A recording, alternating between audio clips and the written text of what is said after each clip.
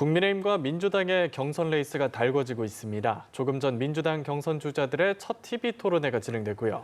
네, 국민의힘에선 윤석열 전 대통령의 변호인들이 신당 창당을 예고했다가 돌연 입장을 바꾸자 반발의 목소리도 나왔습니다. 이와 관련한 정치권 이슈, 장성호 전 건국대 행정대학원장, 이승훈 민주당 전략기획위 부위원장 두 분과 이야기 나눠보겠습니다. 어서 오십시오. 네, 안녕하세요. 예, 안녕하십니까. 민주당 대선 경선 후보들이 오늘 저녁에 첫 TV 토론을 했습니다. 혹시 토론 내용 좀 보셨을까요? 네, 제가 모 방송 MBC라고 해도 되죠?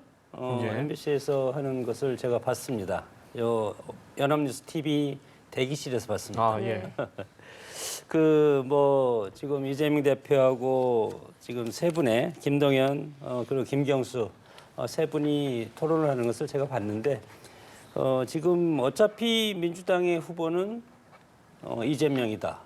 대선 후보는 이렇게 지금 되어 있기 때문에 오늘 과연 토론이 여러 가지 격돌을 하고 국민적 관심을 끌까 그런 관점에서 봤는데 제가 전반적인 분위기를 보면은 여러 가지 그렇게 했습니다. 정치 분야 그리고 경제 외교 안보 분야 그리고 사회 분야 해서 주도권 토론 5분씩 해서 각각의 주제 발표를 통하고 그리고 각각의 개인 의견을 발표하고 각각 후보들한테 한 번씩 질문을 반드시 주는 그런 토론 방식을 택해서 했지만 오로지 정치적인 공방보다도 차분한 어떤 스타일로 정책 토론회가 이루어졌다. 그러나 어떻게 보기에는 과거에 아주 치열한 그런 경선의 모습보다도 다소 맥빠진 국민의 입장에서 보면 맥빠졌다고 평가를 하는 겁니다. 그런 평가를 할 수밖에 없고 특히 지금 이제 내란과 계엄 극복 방안 또 대통령실 이전 세종으로 갈 것이냐 아니면 청와대로 갈 것이냐 아니면 지금 용산 대통령실 그냥 쓸 것이냐 지금 두 후보 양김 후보는 지금 세종시로 간다 이렇게 했고 이재명 대표 입장이 가장 중요하지 않습니까? 이재명 대표 입장은 일단 당선이 되면 용산에 잠시 들렸다가 그리고 거기서 다음에 과거에 청와대였던 청와대로 다시 들어가서 대통령 근무를 하겠다. 이렇게 이제 주장을 했고 그리고 여러 가지 경제 외교에서는 추경과 관련된 그리고 국토 균형 발전 그리고 사회 분야에서는 사회 안전, 대형 사고 예방 이런 것을 중심으로 해서 토론이 이루어졌고 80분간 이루어졌기 때문에 충분한 그런 본인의 의견을 피력할 기간은 상대적으로 적었다 그렇게 생각이 듭니다. 예, 어떤 내용들이 나왔는지 요약까지 해주셨는데 위원장님은 내용 어떻게 보셨을까요?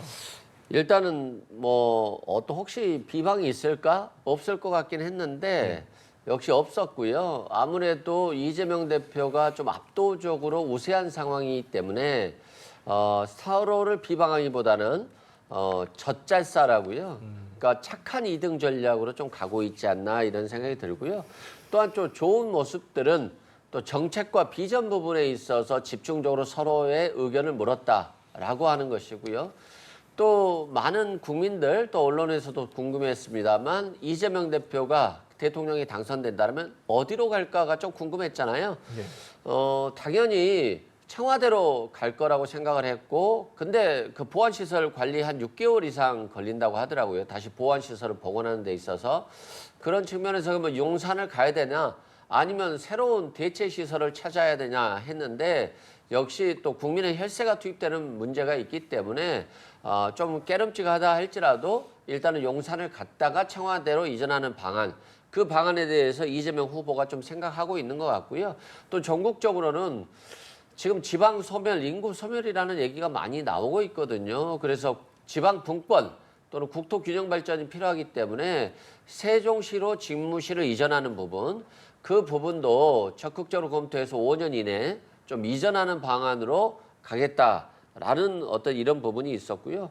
또 개헌과 관련해서는 또 3년 개헌 얘기를 좀 물어보던데 예.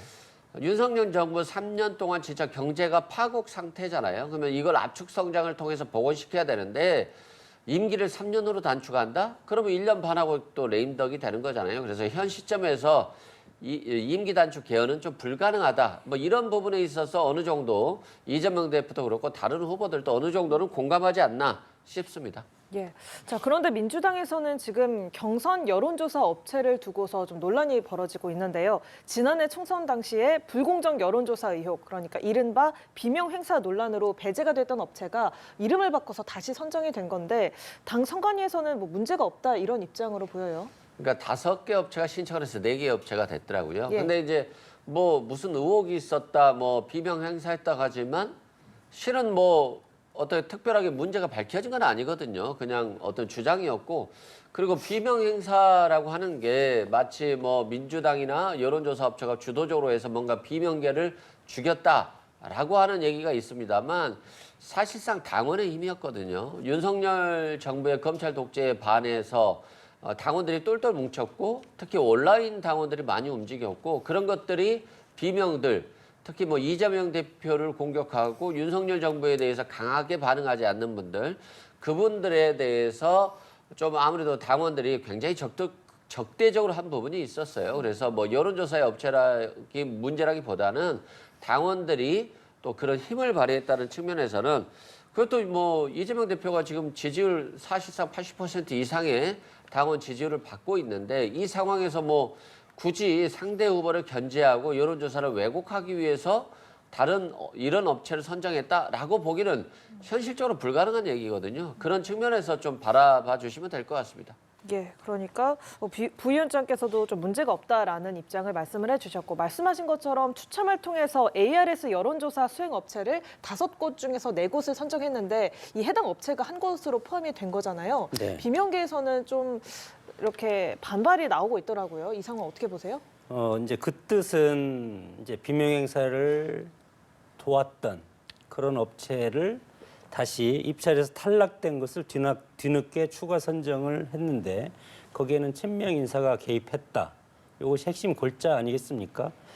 이것은 당내 갈등의 어떤 시초가 될 가능성도 있다고 봅니다. 지금은 이재명 대표 역시 일극 체제로 지금 대선까지 직진하는 그런 상황이지만, 어떤 변수가 생겼을 때 그 변수에 어떤 틈을 파고들 수 있는 그런 원인을 제공할 수가 있는 겁니다. 왜냐하면 선거라는 것은 공정성이 생명인데, 어떤 특정 친명 인사가 여기에 만약에 연관이 돼 있고, 그리고 이것이 입찰이 탈락된 것을 뒤늦게 다시 입찰을 번복하고 다시 집어넣었다는 것은, 이것은 어떤 무엇인가 의혹이 있다고 보는 거기 때문에 공정성에 문제가 있다고 보는 겁니다. 그래서 이것에 대해서는 지금은 그냥 흘러갈지 모르지만 어떤 변수가 생겼을 때는 이것이 민주당이 단일대로 가는데 상당히 지장이 있을 가능성도 크고, 그것이 지난 총선 때 공천 학살회라고 하는, 소위 말해서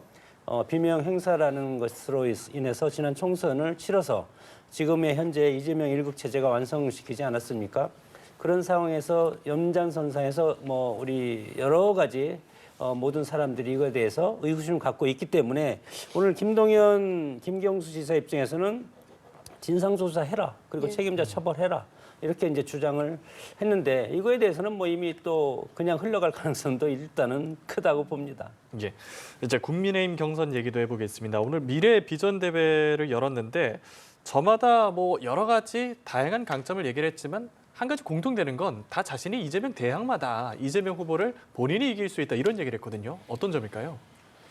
일단은 당내 경선이지만 그럼에도 불구하고 본선에 가서는 지금 어차피 대선 후보는 이재명이다, 이런 말이 시중에서 이제 나돌고 있지 않습니까? 그렇기 때문에 민주당의 전당대회는 지금 경선에서는 흥행 가능성이 상당히 없기 때문에 민주당의 입장에서는 여러 가지 이벤트를 지금 고안하고 있는 상황이고, 국민의 입장에서는 지금 너무 많은 인원이 나와가지고 1차 컷오프에서 8명으로 줄이지 않았습니까? 8명도 마찬가지로 여러 가지 지금 민주당 이재명 후보와 약간 국민의힘 후보가 뒤처져 있기 때문에, 그렇기 때문에 경선 흥행을 반드시 해야 될 그런 우리 여러 가지 다급한 그런 모습이 있습니다. 그래서 A조, B조로 나눌 때도 가서 의자를 8개 놓고 4개씩 놓고 먼저 앉는 어떤 주제 밑에 각자 앉아라.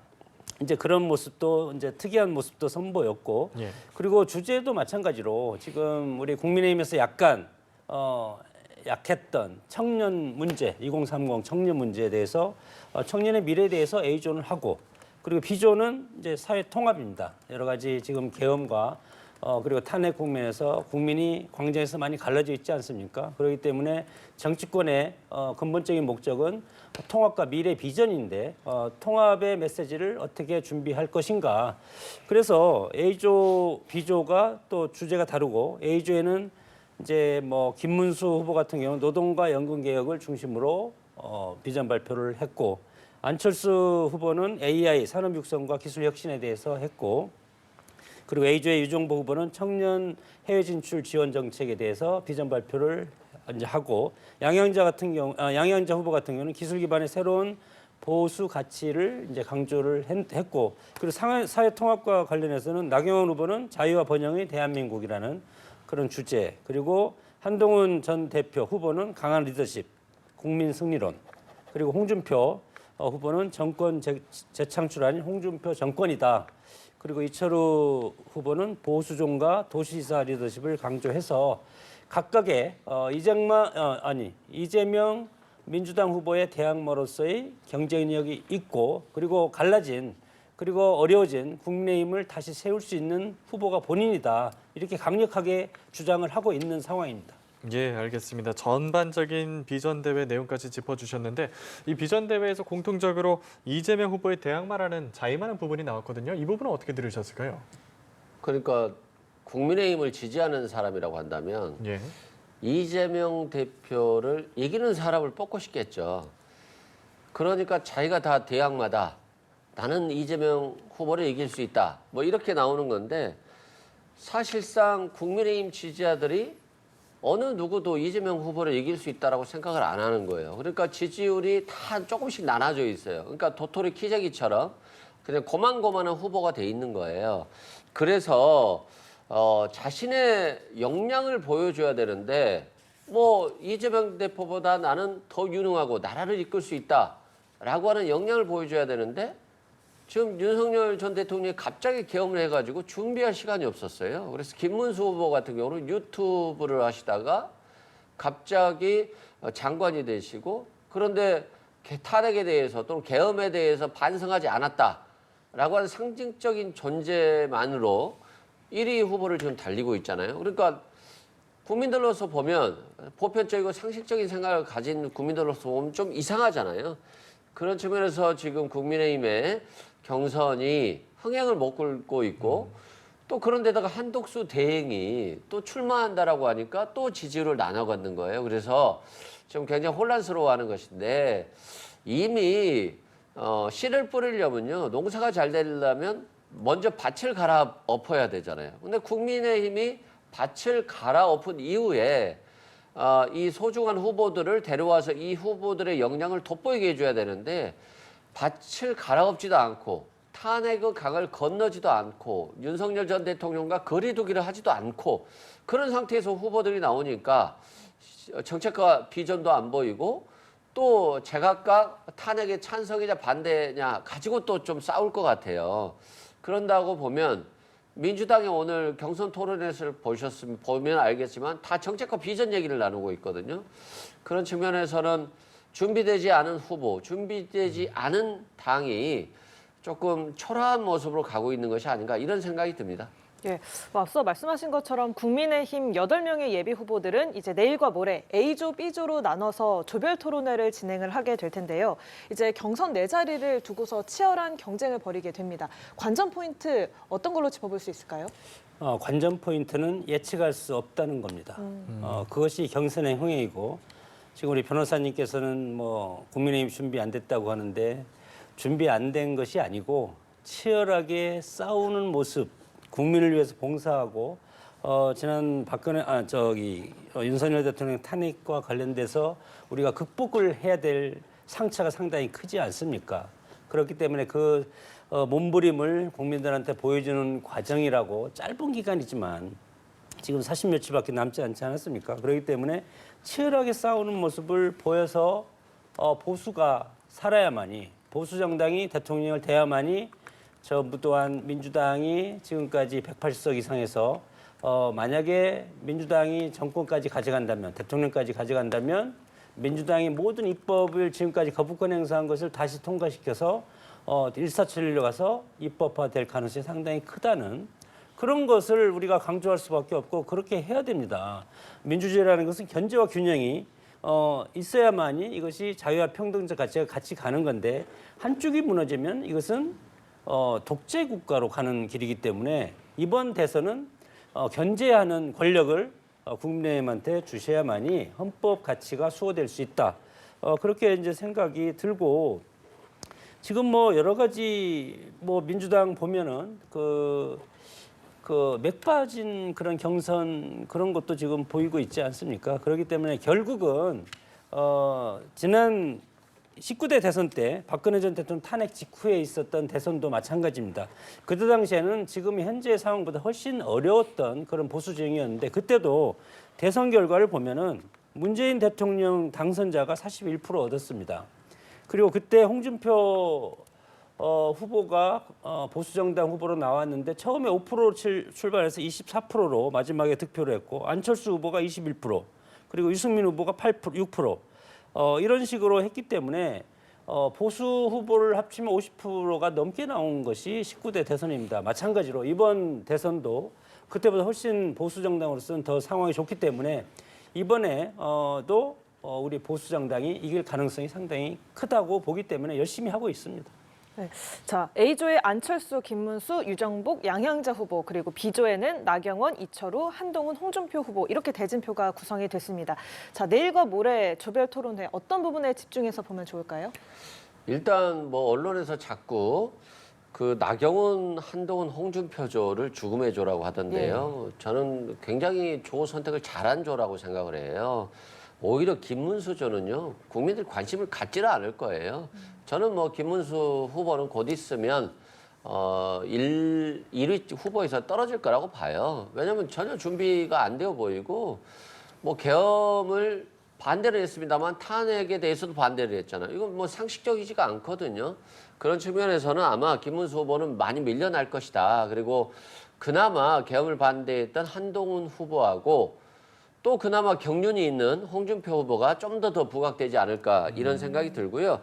일단은 유능하고 책임지고 통합하는 모습을 좀 보여줘야 되는데 안타깝게도 국민의힘 후보 중에 유능하다. 민주당의 이재명 후보보다 더 유능하다라고 하는 모습이 보여지는 사람이 없다라고 생각되고 책임 부분도 그저 그냥 한동훈 후보 한 명만 계엄에 반대하고 계엄 해제 의결을 했기 때문에 그나마 책임지는 것이지 지금도 뭐 한독수 후보와 단일화하겠다라고 하는 김문수 후보도 좀 저는 이상하다 생각되고요. 이제는 뭐 저는 이재명 후보에게도 이걸 바라거든요. 실은 통합해야 되거든요. 윤석열 정부 들어서 너무 갈등과 분열 국민들이 너무나도 양극화됐어요. 그래서 이재명 후보에게 꼭 바라는 것이 통합의 메시지인데 국민의힘에서도 좀 통합의 메시지를 낼 수 있는 후보들이 나와야 된다라고 말씀드리고 과거에 박근혜 전 대통령이 탄핵되고 나서 문재인, 안철수 그리고 홍준표 후보가 나왔었는데요. 문재인 후보가 한 42% 정도로 당선됐기 때문에 국민의힘에서 해볼 수 있다라고 하지만 그때는 어차피 대통령은 문재인이었어요. 그래서 어대문이었었고요. 그렇기 때문에 민주당의 문재인 후보를 견제하기 위해서 안철수 후보에게도 일정 부분 어차피 국민의힘은 안 될 거니까 민주당에 일부 표를 줬었거든요. 그런 측면에서 뭐 국민의힘 홍준표 후보가 약간 선전했을 뿐이지 뭐 전혀 지금 상황은 그때의 상황과는 완전히 다르다라고 말씀드립니다. 제가 좀 반론을 좀 제기해야 되겠는데 김문수 후보가 전혀 준비가 안 됐다 그렇게 얘기를 하시는데 서사적인 측면에서 스토리적인 측면에서도 보더라도 과연 이재명 후보가 더 서사적이고 스토리가 있는지 아니면 또 25년간 노동운동을 하고 노동자의 애환을 그동안 겪어왔고 그리고 국회의원 3번 하고 도지사 2번 하고 노동부 장관까지 하고 경선호 위원장까지 한 김문수 후보가 준비가 안 됐다면 대한민국에 누가 준비가 됐습니까? 그리고 또 다른 후보들도 마찬가지 아닙니까? 나경원 의원이라든가 홍준표 대구시장을 했던 홍준표 시장이라든가 어느 누구도 스토리라든가 서사적인 측면에서 이재명 민주당 후보와 비교해서 뒤떨어지는 사람이 어디 있겠습니까? 없다고 저는 생각이 들고 이것을 계량적으로 평가하기는 상당히 어렵다고. 이 평가는 우리 평론가들이 하는 것이 아니고 국민이 선거에서 평가를 해서 선택을 하는 거기 때문에 그렇게 전혀 준비가 되어 있지 않다고 하는 것은 그것은 이제 조금 어폐가 있다고 생각이 들고 그리고 김문수 후보와 한덕수 후보가 지지율이 겹칩니다. 지지층이. 그렇기 때문에 지금은 비슷하게 나오지만 한덕수 지지율을 아마 김문수 후보한테 많이 더 씌워줘야 만약 당내 경선을 계산하면 그런 산술적으로 계산이 나온다고 생각이 들고 결국은 누가 후보가 되냐는 예측할 수가 없는 것이 국민의힘의 지금 경선이기 때문에 훨씬 더 다이나믹하고 경선의 흥행성이 파란불이 들어와 있다고 생각이 듭니다. 네, 여기서 간단히 이제 설명을 드리면 이재명 대표의 스토리는 굉장히 강하죠. 어릴 때부터 경북 안동에서 태어나서 어려운 삶을 살았고 그리고 소년공 시절 사고를 당해서 장애가 또 일부 팔에 생겼고요. 그런 어려운 상황 속에서도 결국에는 사법시험에 합격하고 그리고 굉장히 시민들을 위해서 운동을 많이 했잖아요. 시민운동을 많이 했었고요.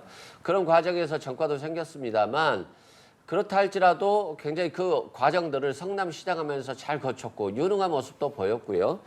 또한 윤석열 정부 들어서 정말 힘들었잖아요. 2년 6개월 이상 압수수색만 해도 300몇 회, 2년 6개월 내내 수사받고 공직선거법도 항소심에서 무죄가 나오기 전까지는 굉장히 사법 리스크에 많이 시달렸고 또 위증교사도 결국 무죄를 받았고요. 그런 측면에서 그리고 또 개헌 과정에서 또 체포되려고 했었죠. 어떻게 보면 굉장히 힘든 과정이었고요. 또 반면에 보면 그런 힘든 과정이 있었기에 민주당의 대표를 2번이나 하고 결국 1극 체제라고 비판하지만 1극 체제가 될 수밖에 없는 김대중 대통령 이후 굉장히 강하게 민주당의 리더로서 활동했던 분이기 때문에 저는 이재명 대표도 굉장히 강해졌지만 윤석열 정부에 맞서면서 민주당의 조직 자체가 굉장히 강해졌어요. 그리고 당원들도 강해졌고요. 그렇기 때문에 이번 대선은 저는 뺏기기는 정말 어렵다. 그리고 윤석열 정부가 폭망한 경제를 3년 내에 압축 성장을 통해서 정말 대한민국을 다시 살려야 되고 난세의 영웅이 난다고요. 그 영웅이 또 이재명 대표가 되길 바라고 또 그럴 것으로 생각하고 있습니다. 알겠습니다. 이 얘기도 좀 해보도록 하겠습니다. 네. 윤어게인 신당 창당 소식이 전해졌다가 보류가 됐는데 해프닝이었다는 얘기도 있고 이참에 절연해야 한다는 얘기까지 나오는데 신당 창당 얘기가 나온 배경이 어떤 걸지 간단하게 좀 부탁드리겠습니다. 2030 세력들이 청년 운동을 하면서 헌재라든가 관제 앞에서 시위를 많이 하지 않았습니까? 탄핵의 부당성에 대해서 상당히 강조를 했고 그래서 이제는 윤석열 전 대통령이 헌재에서 파면을 당하고 좀 그렇기 때문에 그동안에 뭐 결집한 19만 명의 윤석열 대통령 청년 변호인단이죠.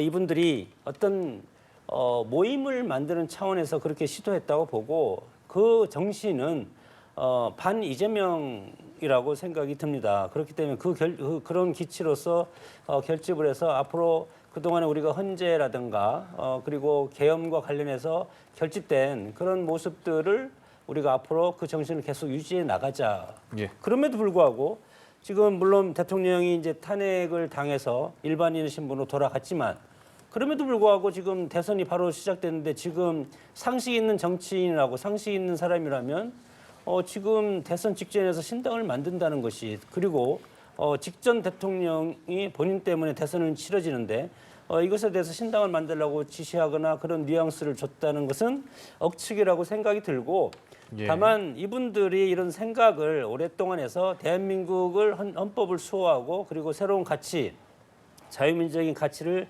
지키기 위한 것을 계속 가기 위한 결사체로 하기 위한 그런 생각을 하지 않았나. 정당은 누구나 만들 수 있는 것 아니겠습니까? 그러나 이것이 윤석열 전 대통령이 이것을 만들려고 지시했다는 것은 어불성설이라고 생각이 듭니다. 예, 알겠습니다. 어떤 배경이었을까요? 이게요.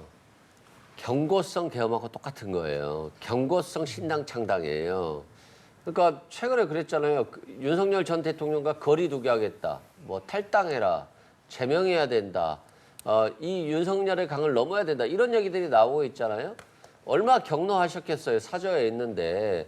그렇기 때문에 내가 지금 너희들이 지금 나를 거리두기하고 탈당을 요구하면 나 신당 창당할 수 있어. 라고 하면서 바로 이제 해프닝인 것처럼 윤석열 전 대통령 관여하지 않은 것처럼 이렇게 한 경고성 신당 창당이라고 생각되고요. 지금 총선이나 지방선거가 없잖아요. 대통령 선거인데 이 청년들이 뭐 당을 차린다고 해서 대통령 후보를 낼 수 없잖아요. 그럼 지금 이 시기에 신당을 창당할 필요가 없거든요. 그리고 또한 박근혜 전 대통령 같은 경우는 이명박 전 대통령에게 경선에 패하고 나서 좀 아무래도 총선에서 친박이 공천을 못 받으니까 친박연대라고 했거든요. 근데 친박연대 때만 해도 박근혜 전 대통령이 다음은 대통령이 될 거야. 권력을 회복할 수 있을 거야. 이런 기대가 있었기 때문에 모이고 성공한 거거든요. 근데 지금은 뭐 아무런 이유도 없이 대선 기간에 뜬금없이 신당 창당한다? 라고 하는 것들이 결국 윤석열 전 대통령의 경로에서 예. 그냥 경고를 한 것이 아닌가 싶습니다. 예, 알겠습니다. 자, 벌써 마칠 시간이 다 됐네요. 경선이 펼쳐지고 있는 정치권 상황 함께 짚어봤습니다.